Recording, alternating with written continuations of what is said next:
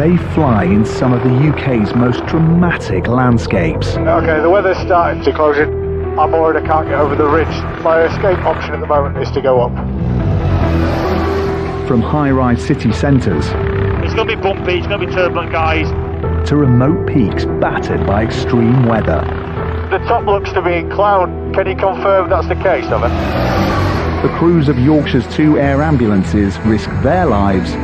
Gone unresponsive. It's just gone unresponsive on us. ...to save yours. There's potentially fatalities involved. That car's a right mess. Delivering intensive care by air. It's not safe. There's a lot of blood there. There's a lot of blood there. No matter how critical the case, This is the first time anything like this has ever happened. We're circling a house fire. however risky the place. I'm going to get down there quickly. He's got an almost complete amputation at the right knee. You're having a heart attack, okay? The heart is blocked. Let's go. Load and go. Going to extraordinary lengths. Hey, this from Medic 2 at the patient's side, however.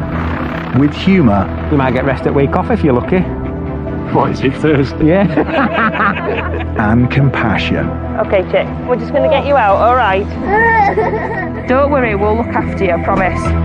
This time on Helicopter ER. So I think he has dropped straight down there then. In the Dales, a cyclist is seriously injured when a crash catapults him over the side of a bridge. You're grunting, why are you grunting? Because my legs hurt. We're going to need at least 2 ambulances, aren't we, I think? A couple and their dogs are involved in a crash off a busy motorway. They've just rolled straight off, it's rolled about 8 times. And high on a hillside, Dr. Neil faces a tricky ankle fracture after a woman's dog walk goes wrong. You keep going on that endonoxetine, you're doing really well.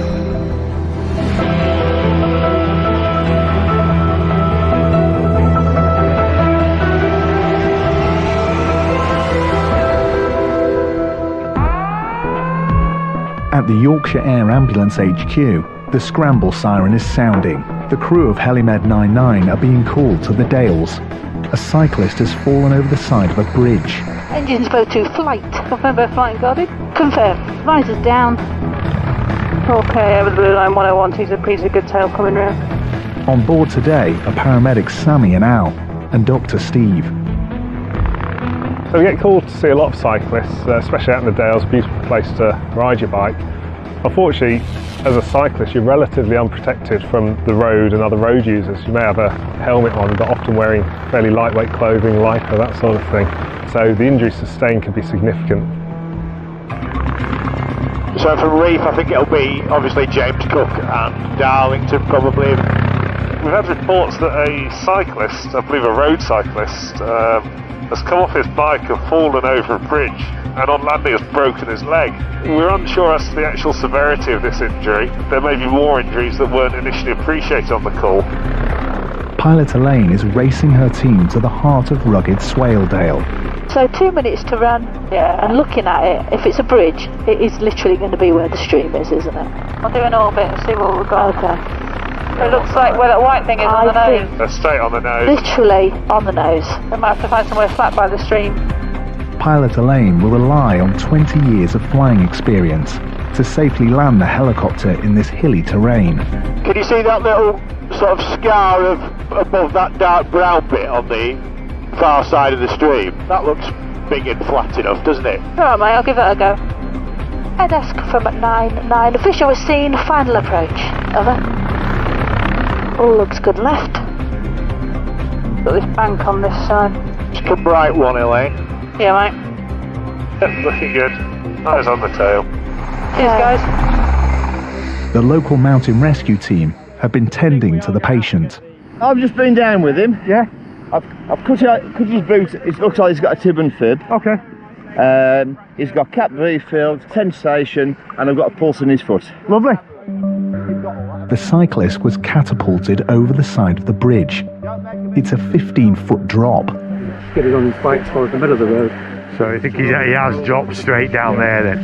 I was wondering if the bike could come down the hill a bit, but wow. Hello, buddy. My name's Al. This is Steve. Hiya.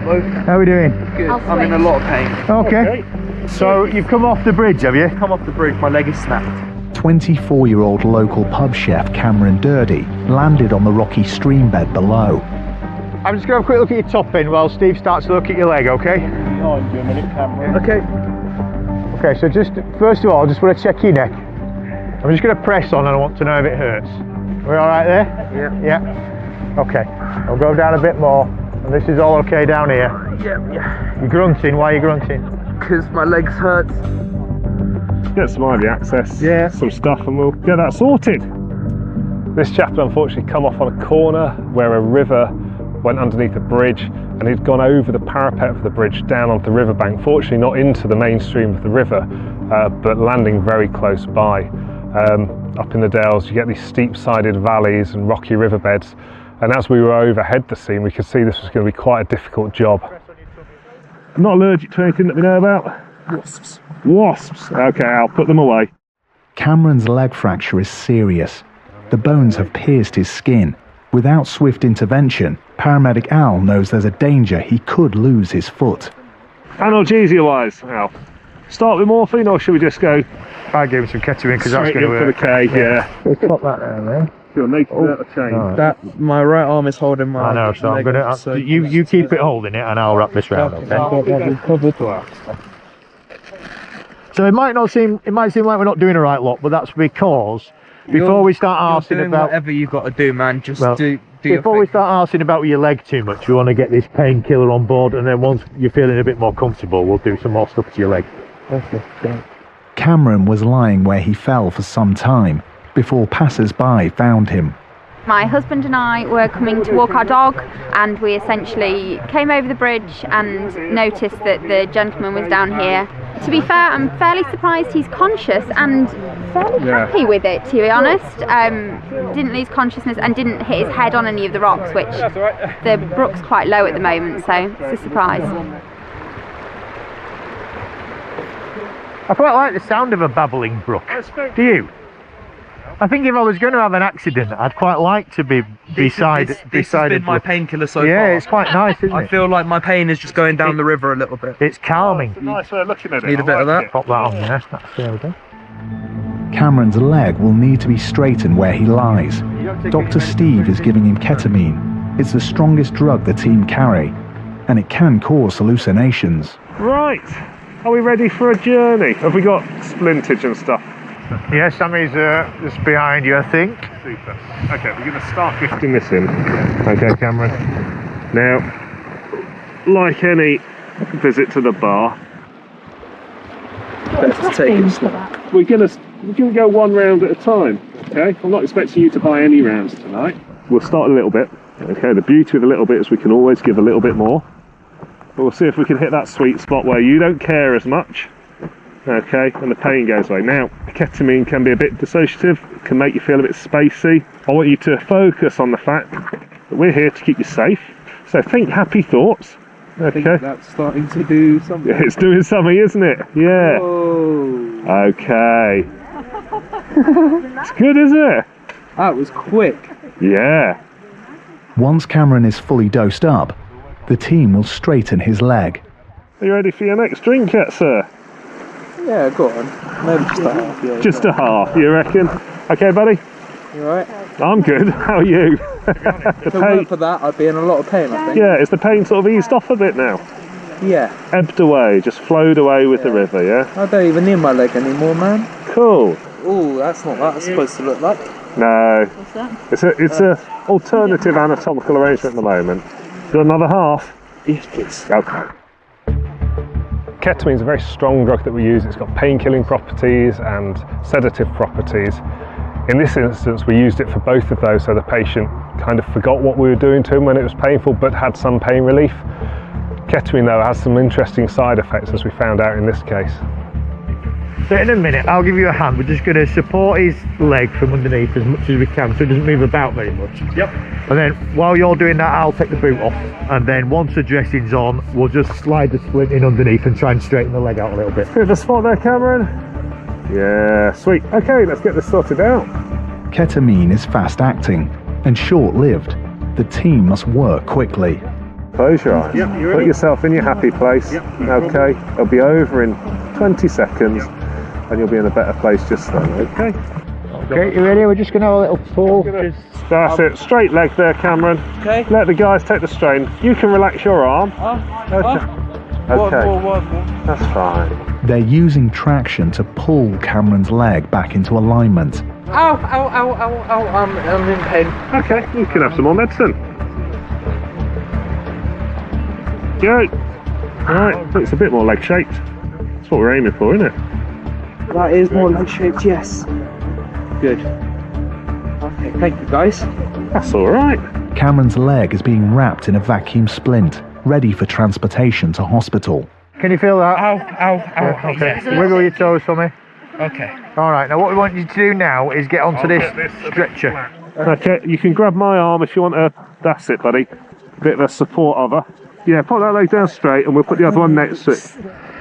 Thank you for your help. Oh, you're welcome. There's not many places we'd sooner be, to be fair. No. Inside a nice little brook in Swaledale. With ketamine, it's all about setting the scene, I think, and everyone does it in a different way. But often, as long as you tell the patient what they're about to experience so they understand it, continue to maintain verbal contact so they are touching base with some reality, and keep talking to them and reassuring them. As with Cameron, it can be actually quite a smooth and not unpleasant experience. After his 15-foot fall, Cameron may well have other hidden injuries. Then got hands up? Yeah. On three then. 1, 2, 3. The mountain rescue team will carry him up the steep slope to the waiting helicopter. Well, it's a nice bike as well. It's an e-bike, yeah. So you could have been going at a fair lick. Yeah. A little bit of scuffing there, but... Yeah. Everyone ready? On lift. 1, 2, 3. Lift. Keep going. That'll do. Cameron will be flown to the major trauma centre at the James Cook Hospital in Middlesbrough. Are you ready for a little top up? Yes, please. Yes, please. I'm starting to really feel like I'm in a lot of pain. Okay, that's no problem at all. You can ride that all the way.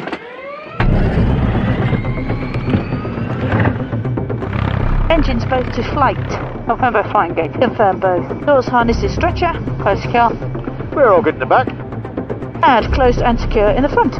It's 34 miles to the hospital and just a 13-minute journey by air. H145, we've got 6 on board, just lifted from Swaledale and routed to James Cook. How much ketamine have you given me, Steve? 100. You going to give any more? No, I think we're okay. With plenty of painkillers on board, Cameron is now comfortable. Much more comfortable.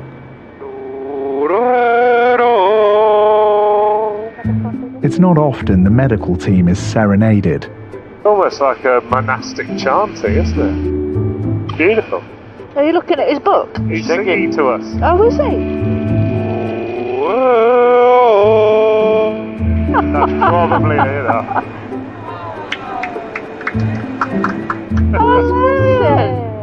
As long as he's comfortable.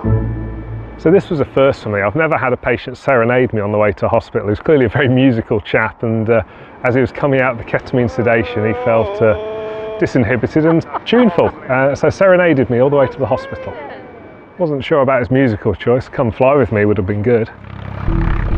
After an entertaining flight, pilot Elaine prepares to touch down at James Cook Hospital. Good on your side?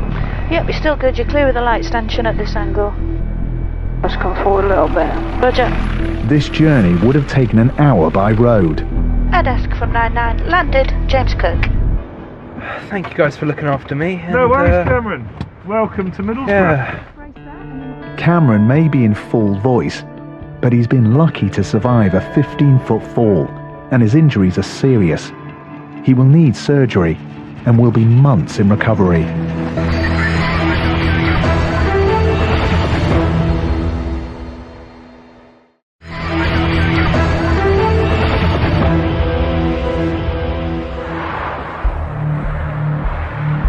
$300,000 cars travel on the M1 motorway each day, and the air ambulance team cover a 47-mile stretch of it. Guys, I might have a job for you. Dispatcher Matty's on the line to first responders. It's a motorway crash so bad, backup is needed urgently. I believe there's 2 patients trapped in this car that's rolled on motorway. There's a DCA with a similar ETA to you and they've allocated heart as well, over. Dr. Neil is straight to it. Pilot Elaine will be flying him 10 miles north. 100, 101, piece of good. We've been tasked to an RTC road traffic collision on the M1 for a vehicle that's been reported to have been involved in an incident and has been described as a rollover, so the vehicle's physically rolled itself over on the carriageway. There's no crew or scene update at the moment, so we're not entirely sure the nature of the injuries. At high speed on a motorway between sort of 60, 70 miles an hour, you can have significant life-threatening injuries. Paramedic Andy is helping navigate to their location. We're probably about 1 minute away. So it's south of junction 47, and we're talking north of Garforth. That sort of south area. Yeah, affirmative, north of Garforth. Yeah, we'll have a eyes skinned, mate. The traffic is still moving in both directions with what we can see from here. Roger, there's another note just come in now. Fire on scene. Between junction 48 and 47 southbound. Yeah, Roger, mate, we've got visual of scene. We've got the fire appliances. That car's a right mess. We could see that the vehicle had come off the motorway through the barrier and down the embankment on the side of the motorway and had then rolled into a field.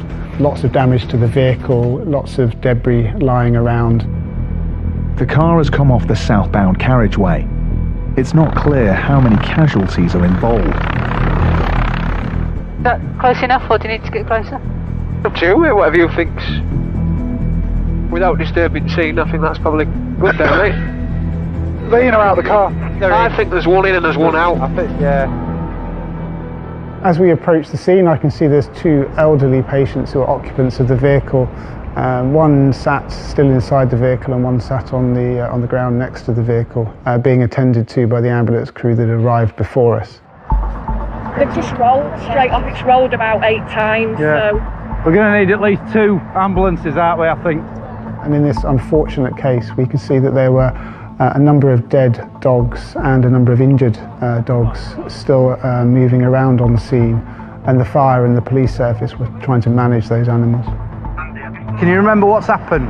Have you been unconscious? I don't think I've been unconscious. Not while we've been here, you haven't been unconscious. He's been coherently talking, communicating. Conversation. I'm just going to have a look at your chest. Sorry. 73-year-old Dave King has no idea how his car came off the road. Andy isn't taking any risks. Although Dave's awake and talking, he's likely suffered significant injuries. Any pain in and around your pelvis and groin? No. Any pain in the back of your neck? No, nothing. No. Dave and his wife Jennifer were on their way home from a holiday with their 5 spaniels. All the dogs were thrown from the car in the impact. Only 3 are still alive. The fire brigade are doing what they can for them. Are they your dogs, are they? They're all rescues. Are they? Oh, bless them. So this is a really sad job. I think as the medical team, we have to make sure our focus stays on treating the driver and the passenger of the vehicle. We're not in a position to treat the animals. We don't have any training to treat the animals. Fortunately, we've got the other emergency services and we all work together as a team. Ready, steady. Oh, that's just because I'm 73. Don't worry. You don't look it. You've been very lucky. We'll come back down when we get over there. We're just going to walk him to your vehicle. Are you in first vehicle? Yeah, nice. Obviously, if I'm going up there, yeah, I'm not going to see my wife, am I? No, but that's fine. We're looking after her. She's sat up and talking as well. All right, and we'll get messages between you, but at the moment we just need to make sure that medically you're okay. All right, Dave. In the wreckage of their car, Dave's wife Jennifer is being checked over by local paramedics. It looks like she has a head injury. Dave is disorientated. Where were you heading? Manchester. Okay. Right, okay. Is this me that's come down here? Yeah, it is, yeah. Okay. Yeah, try not to think about that. As well as physical injuries, serious accidents can also be psychologically traumatizing for the victims. I've got 2 dead dogs, and one who's on his way out. The other one's bloody 15 and he's survived. You clearly love them, and they're better off for having been with you as well anyway, yeah? Oh no. The last thing I can remember is watching the speedo and sitting in setting the cruise control. Okay. So last time. Right. Can you remember rolling or? No. Right. Okay. So possibly a brief. Being driving and being. And being in field, you can't remember. I can remember being upside down. In the trench. Right. And then it going rolling upright. Yep. Oh, so you can remember the actual roll? From what a point of it. But in the suitcase in the back seat. Yeah, we'll have a look round.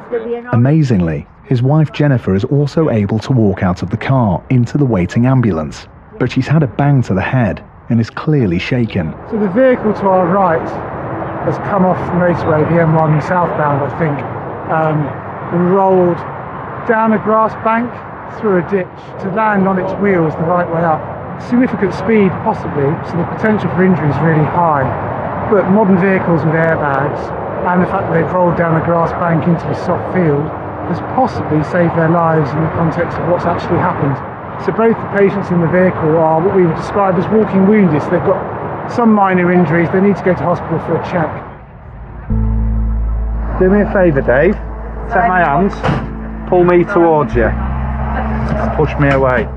Paramedic Andy's carrying out neurological tests. Kick your leg forward. Oh, other one. That's it. Pop it down, kick your leg forward. Nice one. You sit yourself on there, lovey. Alright. Thanks Yeah. for visiting you, Doc. Bad day. I wish you. Next time I see you. Yeah. I wish you well. Alright, for a speedy recovery, especially the hand. Alright, but it's, yeah, just one of those days. Dave and Jennifer have been lucky to escape with their lives, but paramedic Andy has serious concerns. She's got some pain across her chest, but it seems like bruising. But I always worry with people of that age, they're always going to fracture the sternum, aren't they? The full extent of the couple's injuries will be determined in hospital, and it's not yet known if the surviving dogs will make it.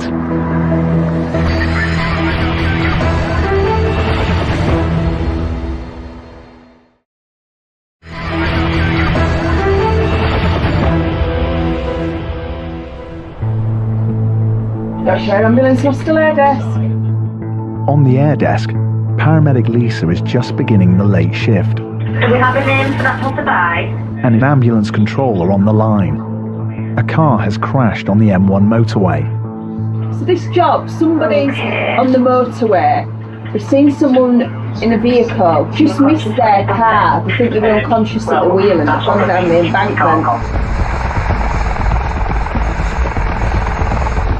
100, just over the blue line, T's and P's are good, miles clear. The Nostell crew are on their way. On Lisa's team today are paramedic Al and Dr. Paul.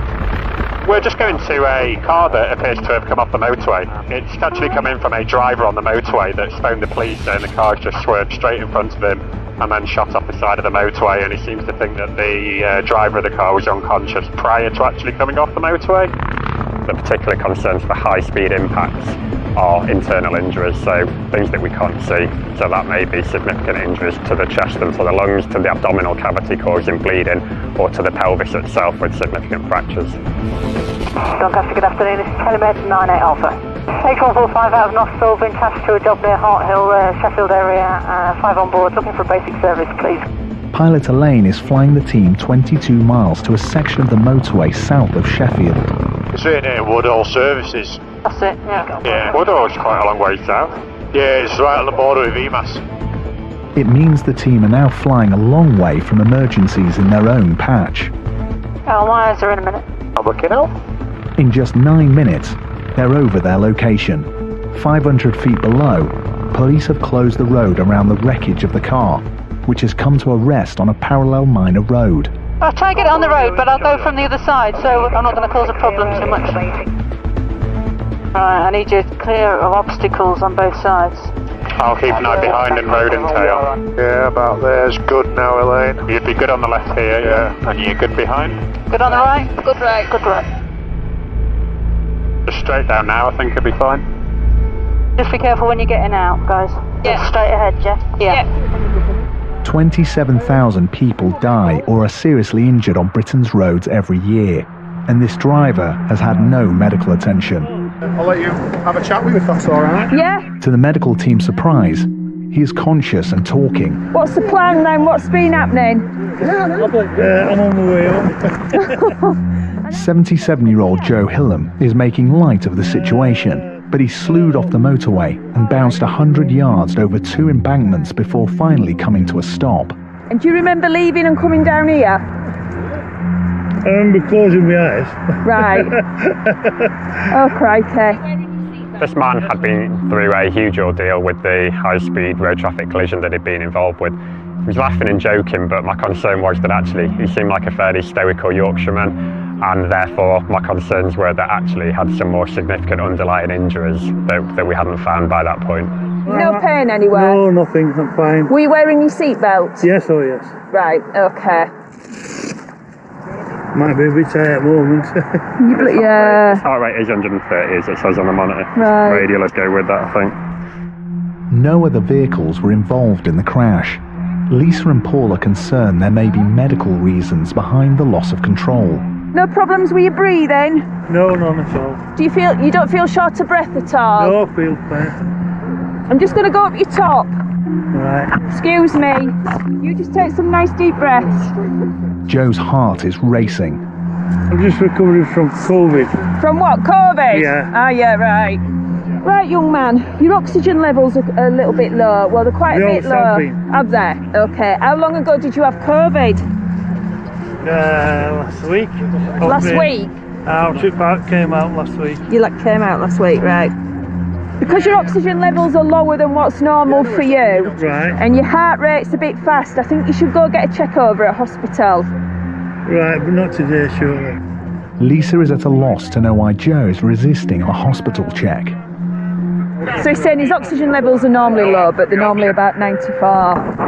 Recovering from COVID, he's just come out of isolation last week. Right. So that's probably got something to do with that. Heart rate. But his heart rate, I said he should go to hospital, but he don't want to go. No, I'm not going to hospital. I really think you should. I really had enough and I'm not going. I know. Definitely not. I'm going home. That's the thing, my next point is home. My home. I just want to be in my home. Yeah. What about if you just went to hospital for a quick checkup? No, I'm going home. And what if you get poorly at home and there's nobody to help you? Well, at least I'm going to die happy in my own home. So unfortunately we're still seeing some of the long-term effects of COVID, and for some people who have been admitted to hospital through that time, they've had some truly horrific experiences, and I think for a lot of people they never want to go back to the hospital experience, which is entirely understandable. I'm sorry, I've seen enough of hospitals. I'm going home. I was on that corridor watching people there, and nobody was taking any notice. I mean, on a corridor, 14 and a half hours in a chair, and we were actually watching people die. They were letting them die. They weren't even anybody saying hello to anybody or watching them. Well, that might just have been a really bad day that they were having. Dr. Paul is hoping a phone call to Joe's stepdaughter will persuade him to be checked over in hospital. Sounds like he's had a pretty grim time in hospital recently from what he's telling me. And he's fairly adamant that he's not going to hospital. Even though he's talking kind of entirely sensibly, and I absolutely get what he's talking about, and it sounds like his time in hospital was pretty horrific. It's the first time I've met him, and for somebody to have that heart rate, his blood sugar levels are really high and his oxygen's pretty low. I'd be very, very reluctant to let him go home, or even to be able to say that he's kind of weighing everything up, properly.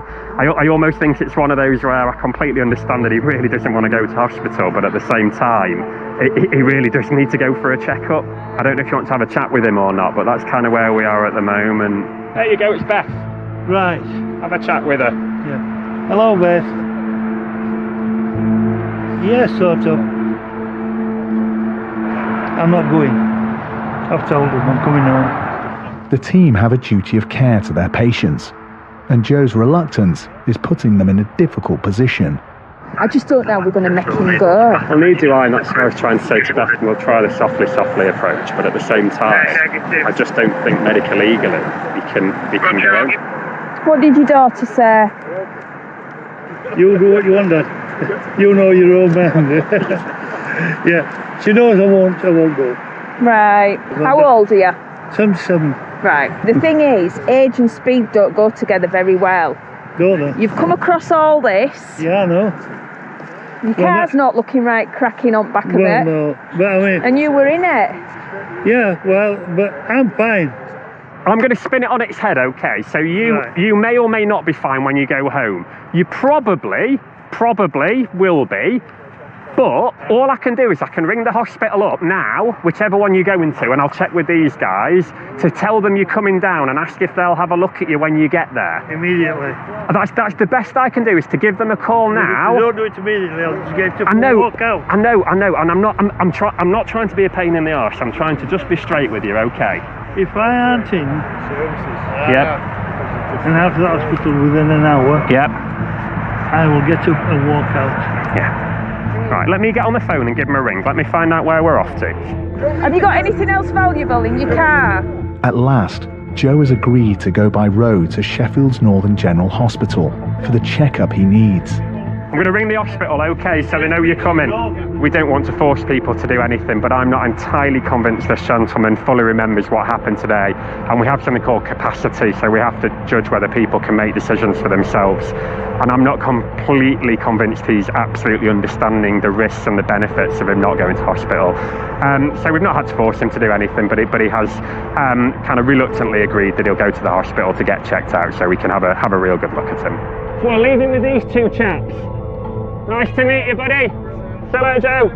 Yeah, see you later, Joe. It just breaks your heart, really, when you think of people that are lonely, that are isolated, that have got through these COVID times all by themselves, have had to go into hospital and witness these sights. It's just so distressing for them and so upsetting for us as healthcare providers. You know, we all try our best, we're under extreme pressure, and despite all that, we want to deliver the best patient care that we can. Joe is heading for comprehensive tests in hospital to get to the bottom of why he careered off the motorway, though it's not certain if he'll be seen straight away.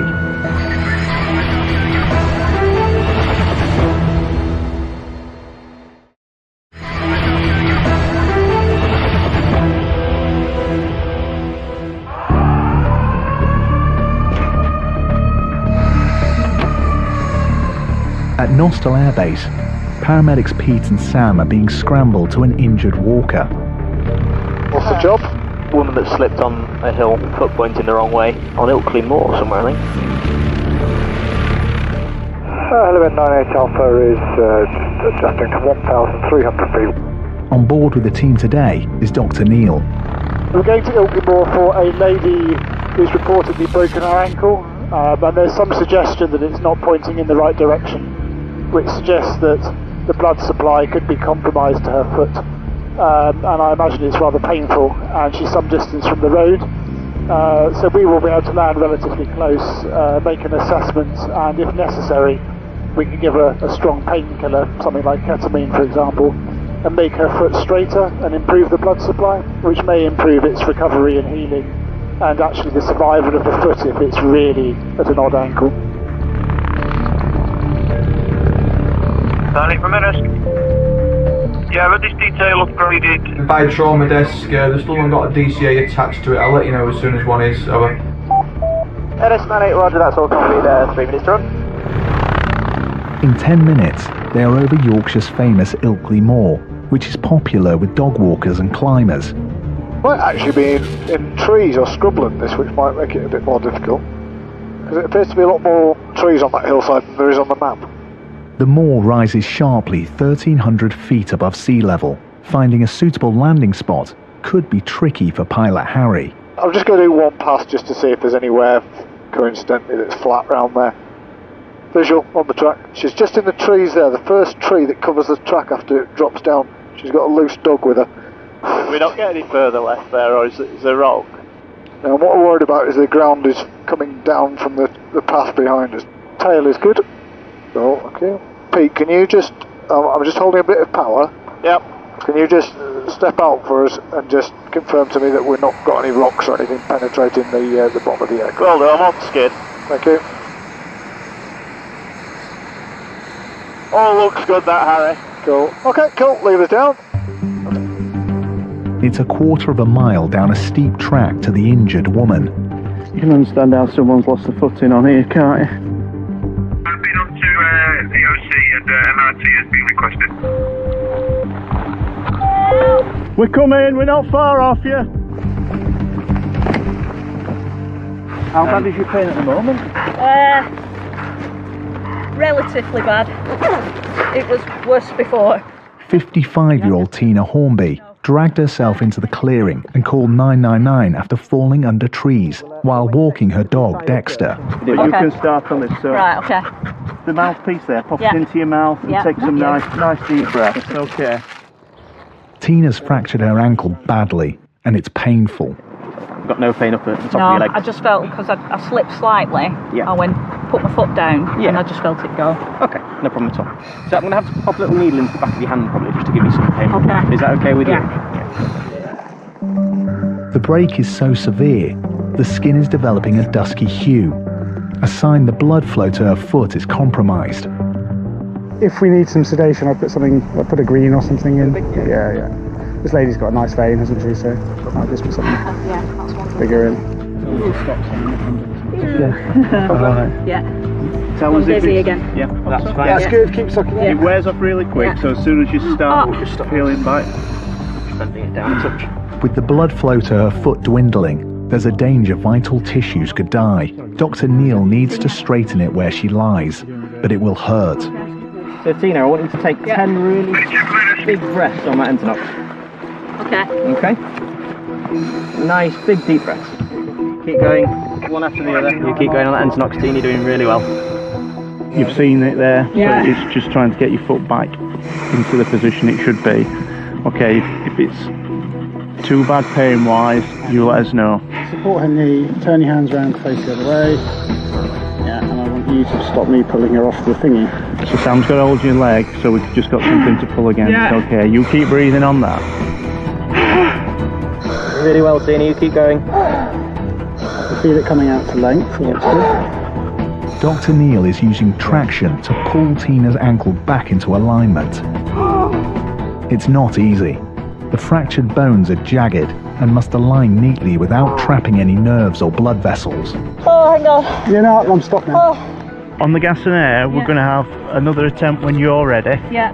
If we can gently and carefully manipulate it, so you bring the joint back out, because if you fracture it, it becomes shorter, because things go from there to slip. So if we can bring it back out to length and rotate it back into a more normal position, anatomical alignment that we call it, it can reduce the pain, so she's a little bit more comfortable afterwards, but it also helps where the blood vessels may have been squashed and constricted. So keep breathing. Dr. Neil has done it, and colour is coming back to Tina's foot. How does that feel compared to what it was before? Same? Yeah. Yeah. So I can feel a peel now. Yeah. Blood is pumping to Tina's foot once again. You can see it looks a lot better. It's not perfect, it's not quite back into where it should be, alright? Yeah. But your skin is better. Yeah, And your, better. and your foot's a little bit pinker at the end. Yeah. I can't imagine it feels better yet. Though. Yeah, it does. Oh, does it feel better now? It feels a bit better. And it had gone completely numb, your toes, hadn't it? Yeah. Quite cautious over your ankle. Tina's straightened ankle will be immobilised in a vacuum splint, ready for transportation to hospital. We're waiting for mountain rescue because we want to get you down safely. We don't want to be tumbling, we don't want to be banging you around and causing any more injury to that ankle. Tina's worried husband has arrived. Hello, fella. Alright. So come and say hello, but don't trip over her leg. Alright. Yeah. My foot was pointed that way before they straightened it. Fell on that steep slope. I was under the trees, they couldn't see me, so I came down here on my bum. He didn't leave my side. Mountain Rescue are here with a specialist wheeled stretcher to get Tina off the moor. The stretcher is here, we just want you in the middle, head up this You're going to be alright. Do you need some support onto your arm? I think I can. Okay. Right. You alright? Yeah. It will be short work for Mountain Rescue to transport Tina to the waiting road ambulance at the bottom of the hill. Anybody not ready to move? Abby's going to have a downhill. Okay, ready, brace, lift. The blood flow to her toes was quite compromised, so it was quite poor. And she also had sort of a numb foot, so that could be a combination of blood flow and nerve entrapment as well. Thanks. Good flight. Could have used something much stronger like ketamine, and ketamine is a very strong painkiller and it's also a sedative. But we're in the middle of nowhere, and sedating somebody is not without risk. So doing things simple is often the better option. Gonna do it bit by bit, yeah? A&E hospital teams will take over Tina's care. Really, they? For the air ambulance crew, their work on the moor is done. Grunting, why are you grunting? Because my legs hurt. Pub chef Cameron Durdy spent 10 days in hospital after being catapulted over the side of a bridge while cycling home in the Dales. Thought it was just going to be a nice leisurely cycle on my lunch break, but I lost control at the bottom of Surrender Bridge. When I was in the air, I just remembered like the silence, and then landing felt a bit like waking up in a sort of weird way. I kind of knew that that was the biggest thing that had ever happened to me. He was lucky to escape the 15-foot fall, with just open fractures to both bones in his lower right leg. They were surprised to find quite a clean break when they x-rayed it. I had a funny thing with the medical students taking my x-rays, and whenever the image came up they all just went like, "Ooh," and I was like, well, you're going to have to get used to this, guys. At every angle they're all pulling faces, but the guy who was going to go on to do my surgery looked at the x-rays and said, well, this is really clean and hopefully should be quite an easy fix. Surgeons pinned Cameron's fractured bones together, and after demonstrating his talents during the flight, he spent much of his long recovery practicing his music. I've started going to karate lessons as well, which is, I'm surprised I can get through that. It can be very sore, but that's part of recovery as far as I see it. It just rolled straight off, it's rolled about 8 times. Dave and Jennifer remarkably escaped with just cuts and bruises after their car careered off the motorway and rolled down an embankment. The cause of the crash is unknown. Any pain anywhere? Just past me nose. Of their 3 rescue spaniels that survived the crash, 2 later died, but 12-year-old Charlie is doing well. The couple have since taken on a further 2 rescue dogs. What's been happening? I'm closing my eyes. 77-year-old Joe Hillam was checked over in hospital after his car careered off the M1 motorway at 70 miles per hour and bounced over 2 embankments. No problems with your breathing? No, none at all. He returned home the same day. The crash was caused by a tyre blowout. You keep going on that endonoxetine, you're doing really well. X-rays in hospital found Tina Hornby had suffered a complex 3-part fracture to her ankle when she fell during a dog walk on Ilkley Moor. It happened so fast. I slipped with my left foot, and as I went down with my right, that's where I heard the noise. I looked and I could see my ankle was just pointing in completely the wrong direction. Really well, Tina, you keep going. Tina went into surgery the next day, where her ankle was pinned and plated. She's still on the road to recovery. The doctor actually said it could be 18 months before I'm walking completely correctly again. And even then, I might not get absolutely the full movement that I had before. I'm determined I'll be back up on that moor and back up on that hill. Nothing will stop me walking in. Tina's injury was serious. Without a swift rescue and intervention, it could have been much worse. Thank you very much. Thank you for getting me off that moor. I don't know what I'd have done without them, and for saving my foot as well, because realistically there was no blood supply. Ready, go. They did such a fantastic job, and they deserve every single penny they get.